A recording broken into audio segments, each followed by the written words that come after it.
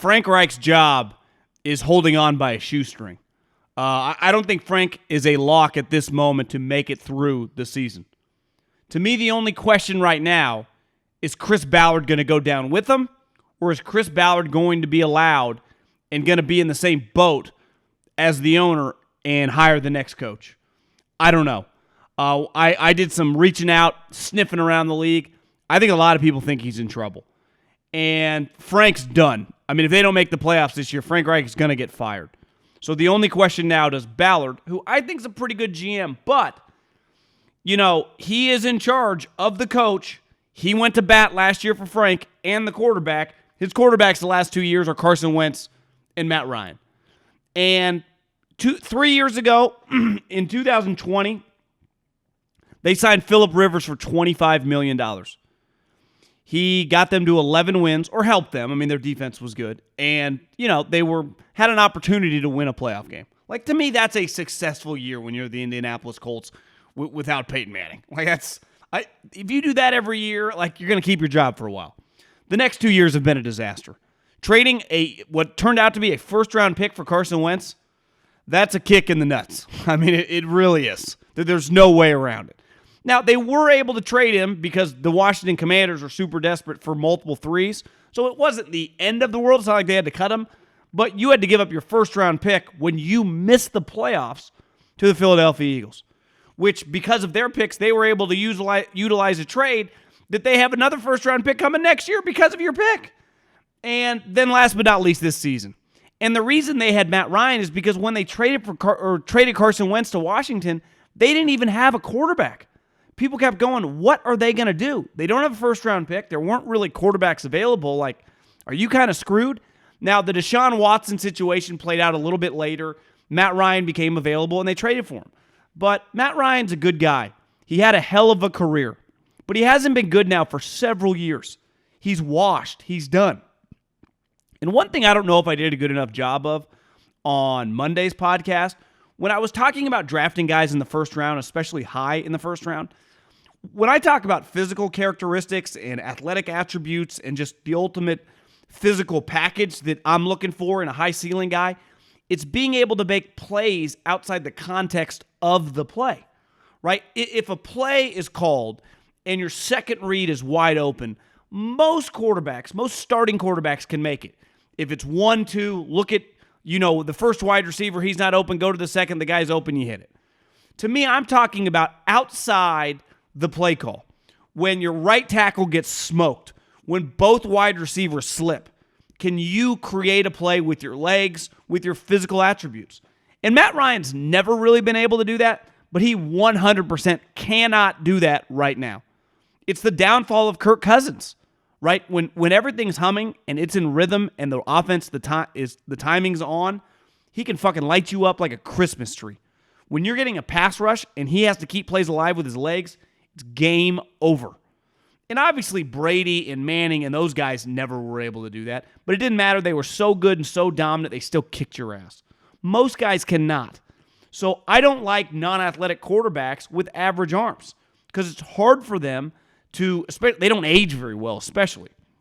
And Matt Ryan is aging very poorly. He has 9 interceptions this year, and I flipped on that game. He threw 2 terrible picks. And their offensive line, they're soft. I mean, the reason Frank's going to get fired is it feels like they're getting worse. They a couple years ago, pretty good team. Where they are right now doesn't resemble the team that I remember watching in 19 and 20. They look like a shell of themselves.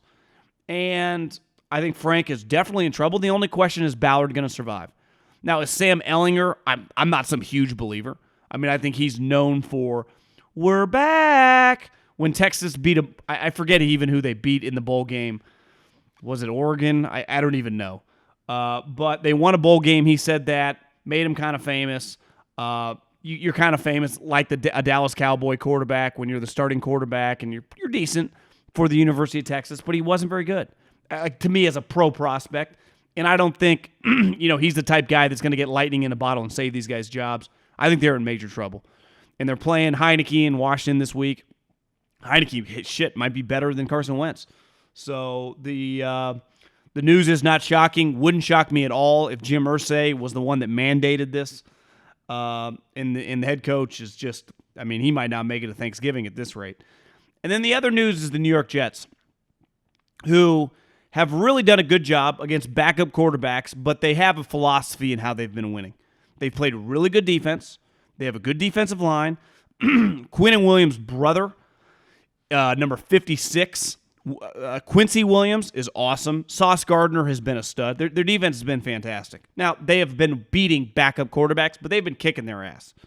And they've ran the football. And a big reason they've run the football, especially the last couple of weeks, is I was told in training camp from someone in the know who was going to all these practices, Breece Hall's our best player.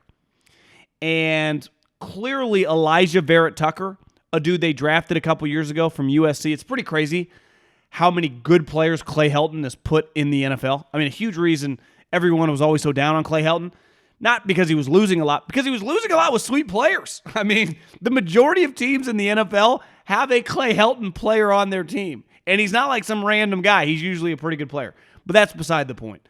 Robert Saleh announced today Breece is out with a torn ACL, and Tucker has an elbow injury that's going to, cost him his season. That's a devastating blow for a team that's 5-2. Now, could they get to 10 wins? Like next week they play the Patriots. It was going to get harder, but because it's difficult to maintain winning when your quarterback is consistently throwing for about 100 yards. I think the number was last week against Denver, which is understandable. Denver's defense is excellent. I think he threw for 120 yards, but they won 16-9. I do wonder if those days are over, because a huge part of their success is this running back's a stud. And Tucker's a baller. So those, Matt Ryan getting benched, not shocking. Those are two major injuries to a team that, I think had a chance to get to the 9-ish. If Zach kind of could get a little bit better as the season went on, who knows? Maybe get to 10. But I think those days are over. Tampa Bay. Obviously, they are one of the, probably them and Green Bay, right, at 3-4. When you have Tom Brady and Aaron Rodgers as your quarterback, is a pretty... it's just eye-opening, right? If you're a Buck fan, this is like, what the hell is going on? And two things jump out to me. Let's start with Tom. I heard Michael Lombardi say this, and I don't disagree, that Tom's excelled in his career with slot receivers, running backs who can catch the football, and tight ends. And right now they're built in Tampa with outside wide receivers and Leonard Fournette. And Gronk's no longer there, and it's not the same. To me, Tom Brady, and I think we all can relate to this, when you got 1 foot in and 1 foot out, it's hard to excel at anything that takes a lot of energy. Anyone who's ever had a job that they didn't want to be there anymore, or had already put their sights on their next job, their next endeavor, you don't give your same effort. And depending on what that job is, if your foot is already half in, half out, you're probably not going to have much success. It happens a lot in relationships, right? When you're breaking up with someone, you're getting a divorce, and you're just kind of over it. You no longer care as much, right? When you're in love with someone, when you're in a serious relationship and you're all in, you do whatever it takes. And Tom's always been a do whatever it takes guy when it comes to football. Why? Because he dedicated his life to the sport. So he unretires, retires, unretires, goes on vacation during training camp. And I understand, I've heard people say, like, do you think Tom Brady going to Robert Kraft's wedding really impacted the Pittsburgh game? Well, probably not. And of course he's Tom Brady. If he wants to go, it's understandable. But that ain't fucking Tom Brady. Tom Brady never, ever did that stuff. That's like what NBA players do. That really like, hey, I'm just going to take the week off. I'll see you in a couple weeks. They're like, oh, yeah, no big deal. We're tanking anyway. Tom Brady just missing stuff left and right during the football season. It's bizarre. I don't even totally blame him. He's 45. Our priorities change. We lose our focus. But he was the guy that asked for Bruce Arians to get fired. Like, that's clear. He wanted Bruce Arians out. So they elevate Todd Bowles, who, listen, my second year with the Eagles, we hired Todd Bowles. I used to have lunch with him all the time with other scouts. He was cool. I like Todd Bowles. And it's not even debatable that when Todd Bowles is the defensive coordinator, he's an ass kicker. Hell, I would say the same thing for Dennis Allen of the Saints. When Dennis Allen gets to be the defensive coordinator and just handle half the room. Because the way a football operation works, when we have a team meeting on, let's say, we have game plan Monday, Tuesday, first practice on Wednesday, first team meetings at 8 o'clock. So breakfast 7 to 8. We meet as a team at 8 o'clock. The head coach talks to the entire team. And then after 5 minutes, 10 minutes, I think Belichick goes for an hour, whatever, you go split up O and D. So the O goes to the offensive coordinator, the defense goes to the defensive coordinator. So you only have half the team. That's all you have to worry about. When a guy gets a DUI, when a dude on the other side of the ball's wife is pregnant and loses the baby, when a dude's brother gets sick, when a dude just has mental, issues and is going through problems, and he's not on your side of the ball, you don't even have to fucking think about it. But when you're the head coach, whether you're an offensive head coach or a defensive head coach, you have to deal with it. Why? You're the head honcho. And I think we're seeing it with Todd Bowles. Like, let's face it, Bruce Arians, I think, gets knocked by NFL people for not being the hardest worker. And when I say that, it's all relative. Like Andy Reid and Bill Belichick are putting in 20 hours a day. Kyle Shanahan, Sean McVay, these guys work crazy long hours. And Bruce is always kind of known for show up after breakfast and, head home at dinner. Which, listen, I get it. But here's one thing I know about Bruce Arians. He did not become a head coach till late in life. I think he was like 60 or 61, right, with the Arizona Cardinals. And when he became a head coach for the Arizona Cardinals and then he went to the Tampa Bay Buccaneers, all he did was win. All he did was win. Now, you could argue when Tom got there, they butted head on the offense, whatever. He, a little like Sean Payton, these guys are kind of crazy motherfuckers, and they were not afraid of confrontation. And when you're going to get in confrontation in the NFL, it's much easier to get your point across when you have pelts on the wall and you have equity. Like if Dennis Allen is yelling at me, why am I going to take him seriously if I'm a New Orleans Saints player? If I'm a veteran guy? Just because he's the head coach? Well, if Sean Payton yelled at me, I knew he was one of the best head coaches in the league. He had been to a Super Bowl. He had been to one playoff games. He had pelts on the wall, and I just knew he knew what he was doing. Like the thing with Todd Bowles, he's a very even keel guy.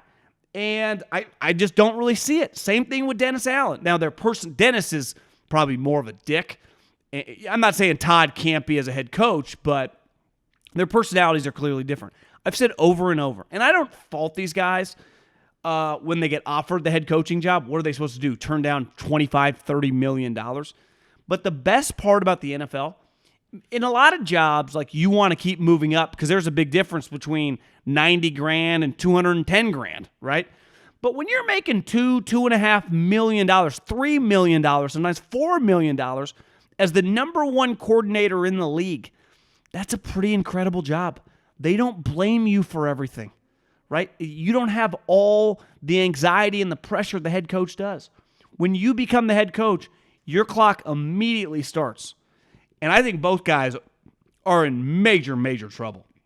Because at the end of the day, neither guy's a head coach. So Tom got what he wanted. He wanted Arians out of there. The problem is Tom's not even all in. And now he has a head coach that probably not a head coach. Just like Dennis Allen. Those guys are fantastic defensive coordinators. The Saints defense the last couple of years was awesome. Tampa's defense the last couple of years I thought was on given weeks, the best in the league. And now they're just getting shredded. I mean, I was watching Tampa just get shredded by Steve Wilks, who I was thinking about this today because the media is really going to push for Steve Wilks to get a job. I would say in the last decade, Steve Wilks would be right up there as the worst head coach I've ever seen. Tom Sula, Freddie Kitchens, he's in that crew. He just kicked your ass. That guy. And his quarterback was P.J. Walker. So, this is what Tom wanted, and they are in major trouble.